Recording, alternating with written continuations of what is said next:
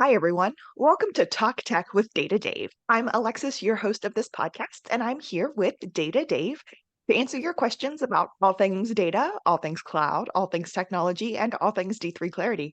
Morning, Dave. Good morning, Alexis. How are you this morning? I'm good. I'm excited. We have a question today that kind of stems from our last recording.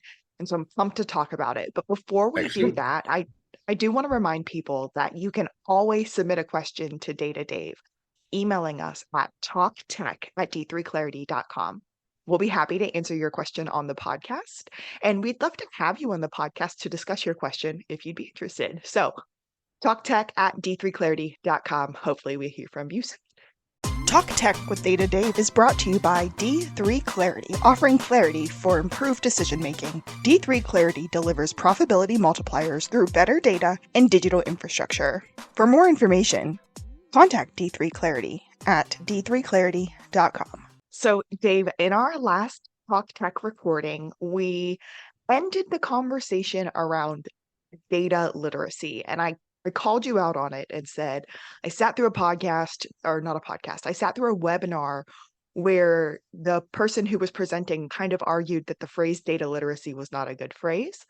And we talked about it for a moment. And then I said, let's put a pin in that so we can record again. So today I was hoping you can answer the question, what is data literacy?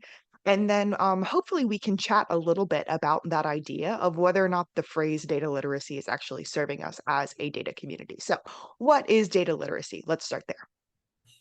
So let me step back. So first of all, I do completely agree with the person you were listening to that data literacy is perhaps not doing us any favors. What is data literacy? Well, what is literacy? Literacy is just the ability to read. You are literate or you are illiterate. You can or cannot read. Your level of literacy is probably, in strictest terms, the amount of understanding that you gain from reading. Right? Are you very literate? Have you read a lot? Are you not so literate, so it's harder work, and you're not so literate in the speed of your uptake of information from reading? Does that make sense? That's Yeah. the way I So would look.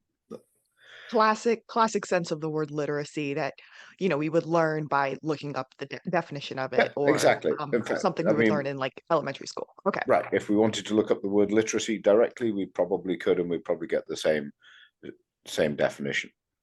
Therefore, when you start talking about data literacy from a purist point of view, you're starting to talk about the ability for an individual to pick up information from the data that surrounds them. Am I literate in the data? Do I have? There's more than just reading it. Do I have the ability to glean information from what I'm looking at? Right. That's really So, where you're going with literacy.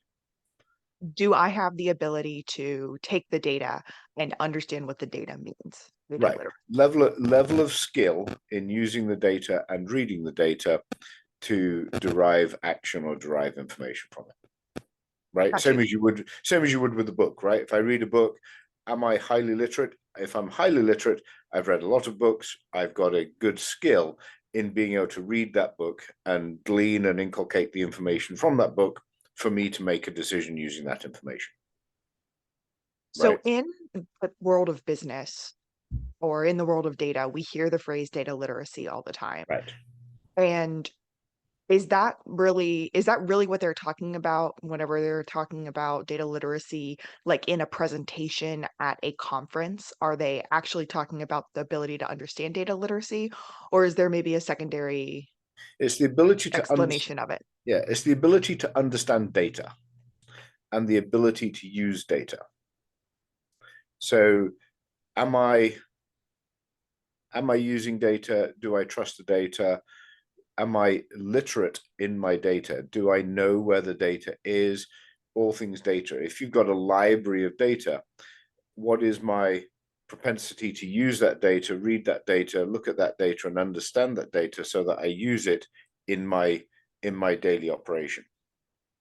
Am I So, no, literate in the data that I have? not necessarily whenever we're talking about it in the world of business, we're not necessarily talking about the ability, but we're actually talking about, are you using it? Are you doing what Well, you need with it? it's often used in the terms of we want to increase our data literacy. So we are talking about the skill set of the individuals in using the data that is presented to them. So Okay. it is a skill. It is definitely, you can't argue. You have to admit that you have to say that it's a skill, Hmm. right? That you can work, that you can understand. Same as reading books, being widely read, etc., makes you better at reading books. Using data, reading data makes you better at using data. Does Okay. that make sense? And it is a Yes. slightly different skill than just reading. It is a slightly different skill than just um, making decisions on your own experience, right? I'm going to read the information, I'm going to understand the data, and then I'm going to make my decision. I'm not going to just go with my gut feel. So it's a So in slightly a different skill. in Alexis terms, Alexis pancake terms, because I've got pancakes on the brain right now. It's the difference between using a shake and pour Bisquick mix and making pancakes from scratch. Data Yes, literacy or making pancake literacy would be the ability to make the pancakes from scratch, understand how the ingredients work together, and how to make delicious pancakes. right. And it might also be, in your pancake analogy, it might be using the data that is presented to you to understand um, the next action. For example, I'm going to use the temperature of my pan. I'm burning pancakes. You could just go turn down the pan, and you Yeah. probably would, right? Hmm. But if you, from a data perspective, you might say, what is the temperature of my pan? Let me know what the temperature of my pan is. Let me turn it down to the right temperature and then store that so that next time I set it to that temperature right away. So I'm now There. Okay. using the data in my decision-making process, and I'm now got my sources of data, my understanding of the data. How is it going to affect me in the future? How am I changing my behavior because I've got data available to me, That's super helpful. That explained it a lot to me. right? Sometimes we got to talk about things in the form of pancakes for me to understand, but that's how it works. But that's the presentation of data, right? That's the So are you literate in the data? You could just go turn down the pan, and you're going to do the same thing next time, because in 3 weeks' time you'll have lost the piece of paper with the temperature in it. But it doesn't matter. You'd say, I'm burning my pancakes. I'm going to turn the pan down, whatever it is, right? So you can make the decision based off of the data and having that data, right? So it's what is your propensity to use and your skill in understanding the data. So people will say we need to increase our data literacy, right? You'll hear that term. What does that mean? That means that what you want to do is you're really saying you're doing a disservice to some of your people to a certain extent, because you're implying that they don't know how to use, read, understand the data that is in front of them in order to make the decision, right? But I've heard you say it 100 times, like you are running a successful business already. That's right, You are exactly. already making money Yes. just because you aren't like that using the idea of data literacy. And I believe that was the point that she was making. The opposite of data literacy is data illiteracy, which is telling people you don't know what you're doing. Exactly, and that's why I think it does as a service, because does a disservice, because we're saying data literacy, and the opposite, implying you don't have it, means you are data illiterate. That to me does everybody a massive disservice. Hmm. Now, I do think there is a need for people to increase their awareness around their data. They're making good decisions. They're making good intuitive decisions. They're operating effectively, and they've got the information to make their decisions in their mind, which is data. Hmm. So it's not them making ineffective decisions. It's kind of, how can we make them more aware of the data that is feeding this decision, so that the decision becomes more repeatable, somebody else could make it more structured in a sense, maybe less information needed to make it, etc., because you're understanding and drilling into the data, and you're simply wanting people to be more aware of the structured data. And I don't mean structured in terms of a database. I mean the structured idea of data. We all use data all the time. Your pancake example, you knew the pan was too hot, so you turned it down. That isn't a data illiterate decision. That was the pan's too hot. I've got data that says the pan's too hot, so I'm going to turn it down. How much I'm going to turn it down? I'm going to turn it down by about a quarter of a turn on the dial. That is a data-driven decision. Because I know how my my burner works. Right, you know how your burner works, you know a lot about it. You don't have to measure and know that the pan is exactly 493 degrees or whatever it is, and I'm going to turn it down to exactly what this number is. It's a data-driven decision, but you've made it in an experiential kind of way rather than a data-driven kind of way. And I think it does people a disservice. What we're really saying is awareness of the data that is surrounding them, and awareness of the data as a commodity. Would it be better for you to know that pancakes cook best at 450 degrees or 423 degrees or whatever the number is? Yes, then you could set it directly to that and have a nice life and move on, right? But it doesn't mean you're not making a data-driven decision to just know that it's too hot and turn it down by a quarter of a turn. For our listeners out there who are making pancakes, 350 to 375 is really the ideal temperature for making pancakes. I do know that because I make a lot of pancakes, if you can't tell. But yes, I hear what you're saying. I learned that through experience, and I collected multiple times of me burning and undercooking pancakes to find out what the best temperature was to cook pancakes in my household. There you go. I have a griddle that has a knob on it. That's the only reason I know the actual temperature. Perfect. But that's data driven now, you see. Right. And it's that awareness. See, I would never know that because my pancake dial doesn't have a temperature on it. It's just so much of a turn. So when you said 493 degrees, I was like, oh my gosh, Dave, of course you're burning your pancakes. I was just making up numbers. I wasn't even thinking about pancakes. Oh. I always think about pancakes. I'm sorry. It's maybe breakfast time. We were talking about donuts earlier. It's a whole thing. Now, there are other phrases that we use in the data world that we have talked about before that probably do us all a disservice. Data governance is a good example of that. We talked about that in one of our Dives Deepers episode where we talked about how the word governance implies that there is some sort of like, you're in trouble if you don't follow the rules. That's right. That's the issue I have with it. And again, it comes back to you're running a successful business. It is because of course you have governance on your business. You have controls, you have management on your business. You might not call them governance necessarily. You might not call them that. So we put these terms on it that are a little too dramatic, in my opinion, right? Data literacy, therefore the opposite is data illiterate. We're adding data governance, therefore if you don't do it, your data isn't governed.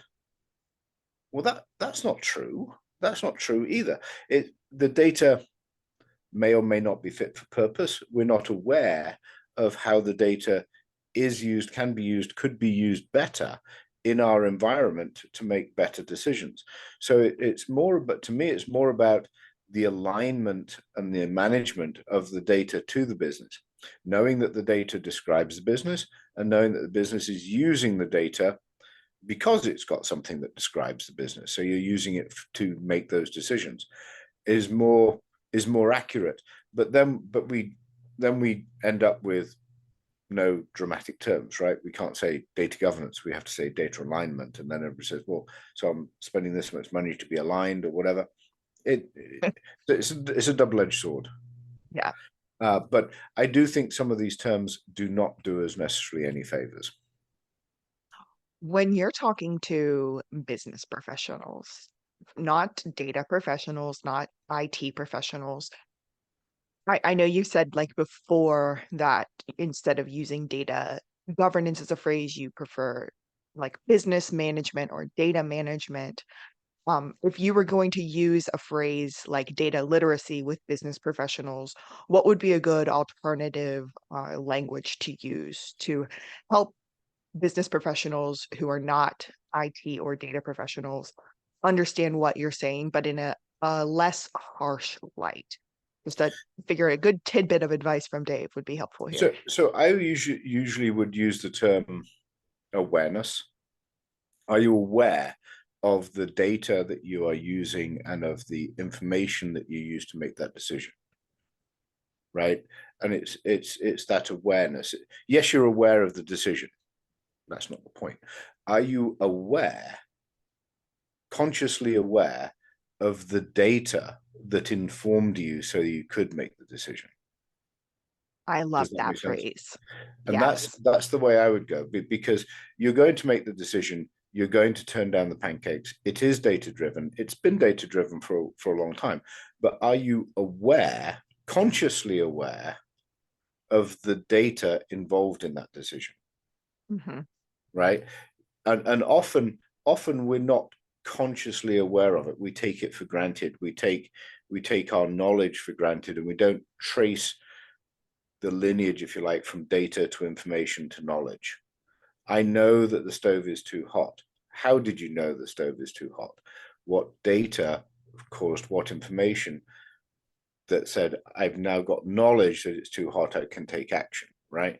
And I think being aware of that structure, that lineage of knowledge to say, I want to do this, I want to go out for coffee in the this morning. There is data that is informing you, and there is data behind that that says I'm going to go to the Starbucks down the road or whatever it is to get Hmm. this cup of coffee. Right there, am I aware of the data that made me say that? Am I aware of the fact that that this is extra effort, and for some reason this morning, I'm prepared to take that extra effort instead of making a cup on my pajamas. I'm going to actually put some clothes on, go outside in real clothes, drive a car, get the coffee, and do it, versus Hmm. going and having it delivered. Sorry, this was the conversation we were having earlier. So Yeah, and yes, and that is exactly what I did this morning. I put on real clothes for the first time in a little while. I left my house for the first time in a little while, and I went and I got myself a cup of coffee and a donut.